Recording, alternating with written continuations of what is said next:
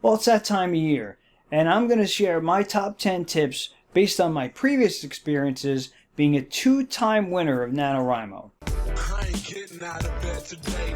Keep waking up from the previous night.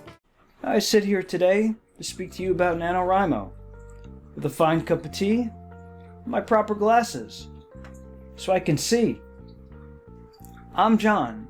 I do tutorials and reviews on products and devices that help in the creative process. Now join me and remember who you were supposed to be by clicking that subscribe button, click that bell so you'll be notified anytime I upload new content. Now for the uninitiated, what is NanoWrimo? NanoWrimo is basically a writing camp every November where each author has to submit a novel by the end of November 30th, midnight, which is 50,000 words. That breaks out to 1,667 words a day, so this is absolutely no joke. So we're going to start with tip number 1. Now you pantsers can tell me all you want how you're going to write the next novel like Stephen King, but honestly it's very difficult to do. If you don't know where you're going, where the middle of your story is, where the end, how to close all those character arcs, and how to answer all the dramatic questions you're posing, it's very, very difficult to do. So even an elementary outline is better than no outline. Do yourself a favor, plot this thing out in advance, and this way your experience will go much smoother. Now if you find yourself in the middle of a project, that's okay. We can headlight the next couple of chapters as long as we know where the story is going. That's why it's very crucial to know that beginning, that middle, and the end. Buffer. Give yourself a buffer. Now what do I mean by that? Well, if you got a pair of jobs, a couple of wives, and 10,000 kids, a school or something like that, it's going to really make it hard for you to complete your word count. So what I'm going to do, to alleviate that anxiety and that, dread of that daily word count is build in something like on a Saturday, like a 4-hour window where you can catch up. Now you don't want to rely on that, like you don't want to be sitting there Wednesday as you're bombing your word count thinking to myself, oh, I got the 4 hours on Saturday. But it's a good tool nonetheless. Disappear. Now let everybody know, you're not going to see him in the month of November. Now for somebody like me, that's obviously not a problem, but for some of you social types or whatever, you're going to have to factor this in and just let everybody know to get lost. Now seriously, Thanksgiving falls into this month of time and you're going to have plenty of time to socialize in the month of December. What? But what you should do and what I'm going to do is, basically tell everybody store's closed. I'll talk to you guys December 1. You're making a commitment here to write a book, a novel in 1 month. This is no joke, so you're really going to have to just buckle down and really commit. Now, as much as we like to be stuffing our faces with Krispy Kremes 15 times a day, that's actually not that healthy. So do yourself a little favor and do some advanced planning. Plan out your snacks, plan out some meals. Cook on the prior weekends, in advance and stock up in a refrigerator. Make sure you're getting your vitamins and vegetables and make sure you're staying hydrated. It's really tough to get through this thing to begin with. It's even tougher if your face is flat on the desk. Conversely, you can eat yourself into a coma over Thanksgiving weekend. You at least owe yourself that, right? Stuffing down some apple and pumpkin pie. It's all, anyone deserves that writing a novel for a full month. Eliminate all distractions. Sports, video games, stupid shit that keep you and prevent you from doing what you're supposed to be doing, and that's writing. A lot of people complain they don't have the time to do NanoWrimo or write a novel. They're either watching some stupid game or they're playing some stupid game. You have the entire month of December for that.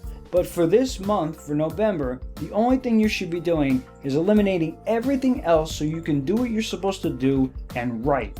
Be prepared for 100 questions from friends and family on why you're doing this. The answer is simple. Ask for a little understanding. Ask for a little support. Honestly, they don't know why the hell you're doing this. That's why you're the writer and they're not. The bottom line is, you're the one making the commitment to write this novel in a month. You're not justifying it to everybody else. So just stick to your plan, do what you have to do. If you have to, do what I'm doing and lock yourself in a room for a month and don't talk to anybody. And like I said before, tell everybody else, get lost. Speaking of which, environment is everything. Now, locking yourself in a room all day isn't actually that healthy. However, prepare yourself a fortress of solitude. It could be anywhere. On a couch, in a room, under a couch, outside, on a porch. It doesn't really matter where it is as long as you're comfortable writing there. The thing is, once 12 o'clock hits on the 31st of October and people are ready to write, you're not going to want to be dealing with cleaning shit up and picking up the room and setting up that area.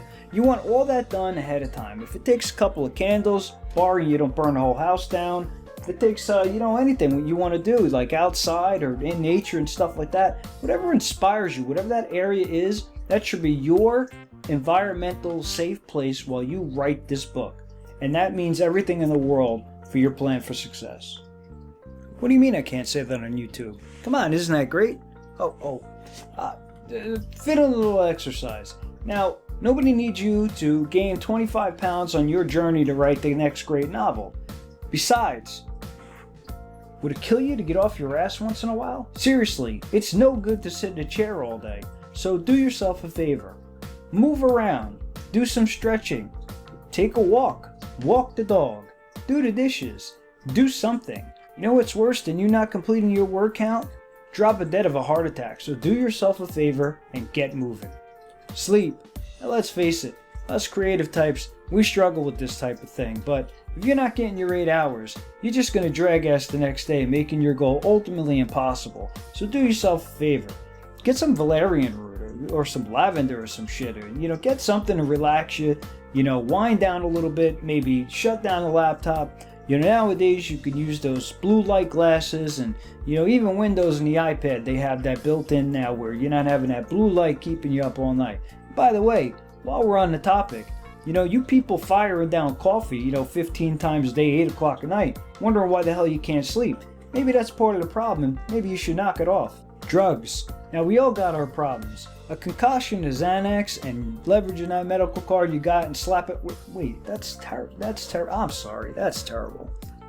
Music. Now, I'm not the kind of person that likes to write with silence and dead silence. Now, some people, use different things, water fountains and different ambience. I gotta have some music. So plan that stuff in advance, whether you're doing a playlist or you got Spotify or something YouTube running like that. I mean, there's all kinds of different lo-fi and chill out and jazz hop stuff that I enjoy that, they run these 24-hour streams 7 days a week. So it's really easy to just pop in, let the music start playing. This way I can just concentrate on writing. I suggest you guys do the same thing. Get that stuff together in advance because you never know what kind of mood you're going to be in. Inspiration is the key. And music is a big part of that. Find yourself a good support system. Now what does that mean? Well, you got 30 days to write 50,000 words. That's a lot. So you want to find like-minded people that are doing what you're doing. Now, Facebook has a great community of different writing groups, and Nano even has one, and I believe they even have forums on the Nano page.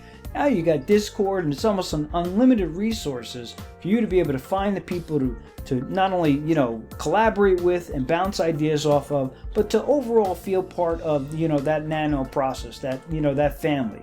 The people around you, like at work and your family, they know what the hell you're doing. They think you're insane. So when it's 1 o'clock in the morning and you're struggling against that word count and you're just trying to get stuff in for the day, you want to make sure that you have available to you, again, like-minded people so that you can get that extra push, that extra motivation, when you're really in a foxhole. So do yourself a favor, keep the friends and family out of the nonsense. They don't get it, and find some people you can really actually talk to.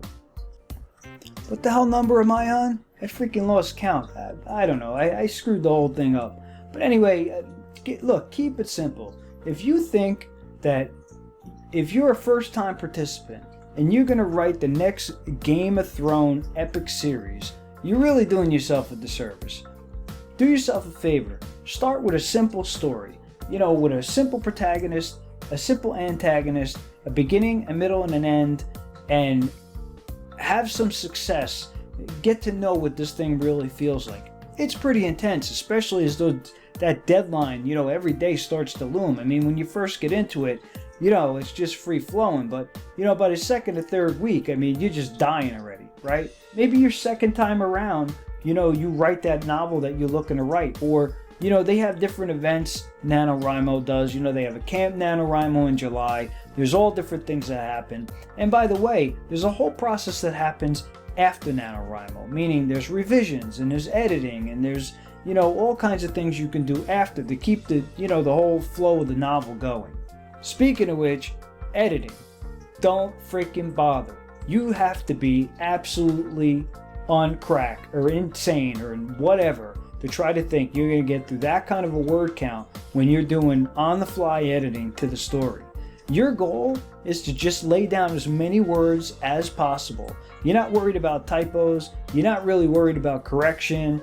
You're not really worried about grammar. You're not really worried about that. What you are worried about, if you did follow the tips from earlier, is you have an outline, you have that structure. There's just not enough time, unless you're just dedicating full time to this thing, to put that kind of quality of work in and then get this thing done on time.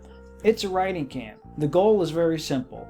50,000 words, write a novel, 30 days. It's not completely edited, revised, beta read or any of that stuff. That's for after the process. And by the way, if you try to edit on the fly and you try to do all that, you're going to drive yourself crazy, you're going to have a miserable experience, and you're going to wish you never freaking did this thing to begin with. So avoidance here is the key. Have a good time with it, get your novel done, enjoy the experience, and then you'll be better for the next time. So let's recap just a bit. Most important is outlining, right? Then we want to make sure we're taking care of our health, exercise, decent diet, stuff like that. We're going to keep it simple, right? No convoluted stories, no grand epic, 5-book series or anything like that. We're going to keep it simple. We're going to feel that success. You guys can do it. You just got to have that commitment ready. You're going to isolate yourself a little bit. That's just the nature of what you're doing. And that's it. So listen, if you like this video and this was at all helpful, send a PayPal and a check to John No, I'm just kidding. Hopefully you guys like it. What are you, the cops? Leave some comments and questions below. Like I said, not bragging, I did win twice, so I got some experience with this kind of thing. And I'm more than willing to support you guys, in the comments section. So I want to thank you guys for bearing with me, and thank you guys for watching.